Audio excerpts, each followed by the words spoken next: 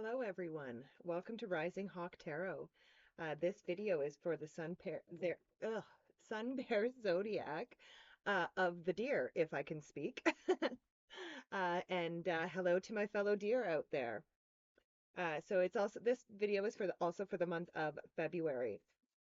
So I'm going to be doing a Celtic Cross spread. Um, And in light of Valentine's Day, February Valentine's Day, I've decided to use the Erotic Tarot for the initial spread.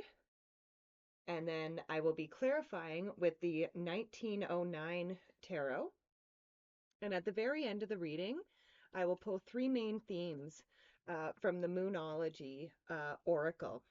So, okay. So, uh, just at first glance, before I do anything, I will say that you've got a lot of swords here, and quite a few shells as well. So before I even read any of the actual cards, I actually get this feeling for us deer that this month we could be quite emotional, and we could also be really, really up in our heads this month, which is not unusual for us deer. Uh, so, in relation to regular astrology, the deer would be Gemini. And so, Geminis, we do tend to be all, up in our head quite a bit. So, I see a lot of that going on. But let's dig in here and have a look at what's really going on. So we'll start with the current general energies. And here we start with the Seven of Shells, which would be the Seven of Cups, which again is a card of overthinking. Um, so again, I think a lot of deer this month, one of the things that we could be struggling with, excuse me, uh, is overthinking. But the Seven of Cups also says that, that we have so many possibilities. We just have to grab hold of one of those cups and bring it down into reality. Now, for our crossing energy, we have the Ten of Shells, which would be the Ten of Cups. The Ten of Cups, again, aside from the Sun, I usually say that the Ten of Cups is probably the best card in the tarot. It is all about happiness, love, joy, togetherness. Now, this crossing energy, this can be what helps us or hinders us. But I think in this case, this is going to be actually what really helps us. I think really what would be great for us to, with that overthinking, it would be really great, I think, to lean on those that are closest to us. Lean on those who love us and fill us with joy and happiness, and maybe get an outside opinion, maybe get a different opinion on things is it, a different perspective is kind of what's coming through there. But let's clarify that Seven of Shells and that Ten of Shells. So what do you know? With that, we have the Sun. So again, no matter what this reading says, the outcome is going to be good because you have the Sun. And again, it is the best card in the tarot. Um, and again, love, happiness, joy, togetherness, children, everything. Like I feel a lot of happiness surrounding the deer for this month. So I'm not really sure yet why we are so up in our heads. But let's keep going through this reading and see where it takes us. Next, we go to the area of our foundation. And here we have the Temperance card. So the Temperance card, this is a card of alchemy. It's a card of changing one thing into another. So it could kind of say that we're we're not really sure where we're sitting in our foundation this month. It kind of feels like there's a little bit of back and forth that is going on. I'm almost surprised actually with this. Well, we'll see. Maybe the Two of Pentacles will come up, but that's the energy that I'm feeling is like there's a little bit of back and forth, and it's kind of, leaving foundation maybe not quite as solid as we would like it. It might feel a little wishy-washy kind of at this time. But let's clarify. What else do we have with that Temperance card? So with the Temperance, we have the Four of Swords, and the Four of Swords is a card of resting, relaxing, and recovering. So I would say a lot of us just need to slow down. And again, uh, being a deer myself and a Gemini, I understand we want to be busy, busy, busy. We like our minds being busy. We like our minds being active. But again, I feel like right now our minds are actually too active. So Spirit is just kind of saying, slow down this month and allow yourself some rest and some relaxation. Next, we go up to the area of our mind. And here we have the Two of Feathers, which would be the Two of Swords. So again, just a lot of back and forth going on. The Two of Feathers can be a card of having to make a decision. Um, but again, some of us could be looking at like using very much black and white thinking, like this or that thinking, that things either have to be this way or that way. Whereas this is usually my card of a third place solution. So I think a lot of us deer, if we can come up with that third place solution to things, I think that will actually calm down a lot of this overthinking. But again, we have to get out of the idea of it's got to be this way or that way. Life is very rarely black and white. Most of it is lived very much in the gray areas. But let's clarify this Two of Feathers. So with the Two of Feathers, we have the King of Wands. So I would say Spirit really wants us to take control of our mind, really, really take, uh, you know, strong, passionate control of our minds and make the choice. Really seek out that third place solution. On the traditional Two of Swords, she's got her eyes blindfolded. So she may not be seeing everything. So Spirit really wants us to take off our blindfolds and see things for what they are. And again, especially that they don't have to be just this way or that way. Next, we go to the area of our past. And here we have the Six of Feathers, which would be the Six of Swords. And the Six of Swords is a card that says that you are moving on to calmer shores. So it kind of feels like, especially, I would say that probably many of the deer last month, the waters may have been a little bit choppy. Things were not necessarily as calm and smooth as we would have liked. But again, this does say that we are moving past that. We are moving on to the calmer shores.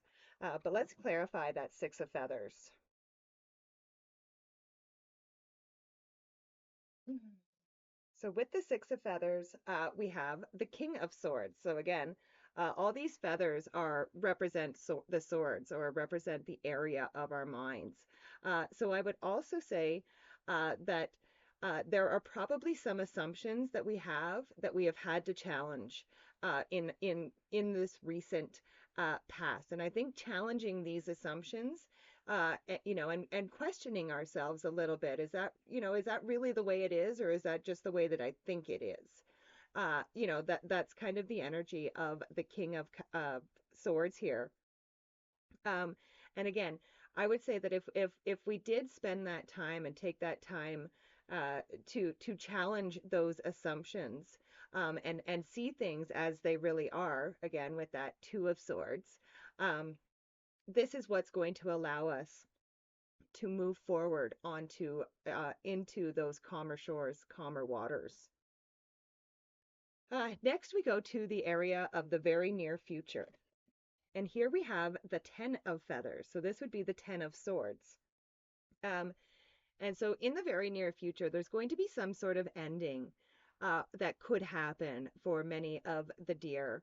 Um, But this ending is going to actually be a blessing. You know, not all endings are bad. Some endings can actually be very good. It could actually be the completion of something.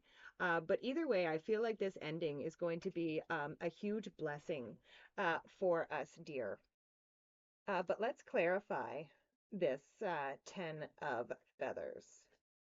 So with the Ten of Feathers, we have the Hangman. So I think this ending is actually, not only is it going to be a blessing, but one of the blessings is going to be knowledge. It's going to be enlightenment. The Hangman, he is hanging from the tree of knowledge and wisdom. So I think this ending, again, it has brought us a lot of enlightenment and a lot of knowledge and wisdom that is going to be a blessing for us as we move forward. So next we go down to the area of the next few months. And here we have the Nine of Shells, which would represent the Nine of Cups. And the Nine of Cups says to sit in the energy of what you want. So over the next few months, dear, really sit in the energy of what it is that you want. Like if you want love, then be around people that you love. Even if if you're looking for romantic love, um, even if you are sitting in the energy of love, it doesn't have to be romantic love in order for it to attract that. It's love in general. So, love on yourself, love on your family, love on your friends, love on your cat or your dog or whatever, but sit in that energy of love if that is what you are after. And love is just one example that I'm using, but again, if you are looking for success, then try to surround yourself with successful people, and really sit in the energy of that. Do the things that you feel like successful people do and that kind of thing. But let's clarify this Nine of Shells. So with the Nine of Shells, we have the Ace of Pentacles, and I really love this. So this kind of says that again, if we sit in the energy of what we want, there is a prosperous new beginning that is waiting for us at the end of these few months, and this is going to be a gift from Spirit, and it's a gift, because again, you sat in that energy of what it is that you want. Next, we go to the area of our closest relationships. And here we have the Queen of Pentacles. And the Queen of Pentacles is known for bringing chaos to order through clarity and boundaries. So I do feel like there are probably some relationships in our lives that need to have some clear boundaries put in place. Now, the Queen of Swords, or the Queen of Feathers, again, she's got a sword in one hand and she's got her hand out in the other, which means she's still open to receive, but she's not willing to let anybody cross her boundaries. All right, so let's clarify this Queen of Feathers. So with the Queen of Feathers, we have the Chariot. So a lot of movement in your relationships, I would say. And there could be some travel as well, not just movement, but there could be travel, whether this is, you going to see family or family coming to see you. And it doesn't have to be family, friends, just those that are close to us. But there could be some travel or movement involved with that.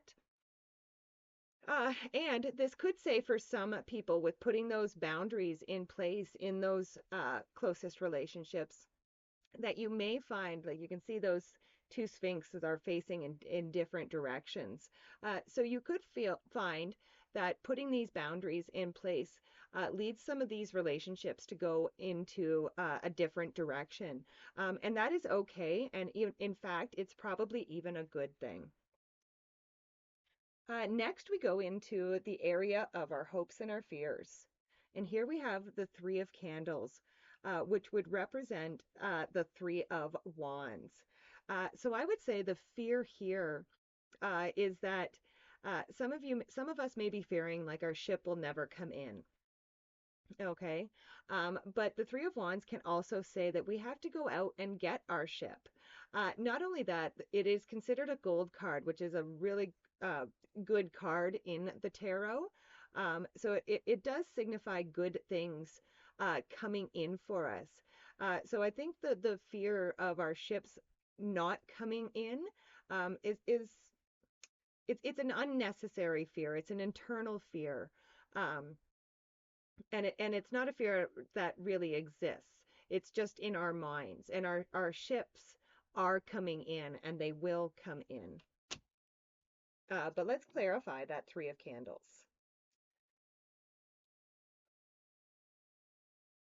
So, whoop, all right, I'm going to take that. I did have a card jump out, so I am going to take that. Just a second. Sorry about that. There we go. So here we have the Six of Pentacles, and this is a card of balance. And it's also a card of managing our resources. Again, so one of the reasons why we may feel like our ship hasn't been coming in is because we've been giving and giving and giving, and nothing has been coming back to us. So the Six of Pentacles just says to manage your resources, and this could be energy, time, money, whatever it is. Um, just be mindful of where your resources are going, and don't continue to put your energy or your resources out on something that you are not getting anything back from if your cup is not being filled up in return. Next we go to the outcome, the last card in the spread. And here we have the Knight of Feathers, the Knight of Swords. So the biggest message that's coming through with this Knight of Swords for the deer is really just slow down. Okay, that is the message that is coming through. The Knight of Feathers is a very fast-moving energy, and again, on the traditional tarot, if you see the horse that the knight is riding, he is really pushing and pushing and pushing that horse to go faster. So Spirit is just saying, just really slow down. Take your time to experience that Nine of Cups and to enjoy life and sit in the energy of what it is that you want. But let's clarify that Knight of Feathers.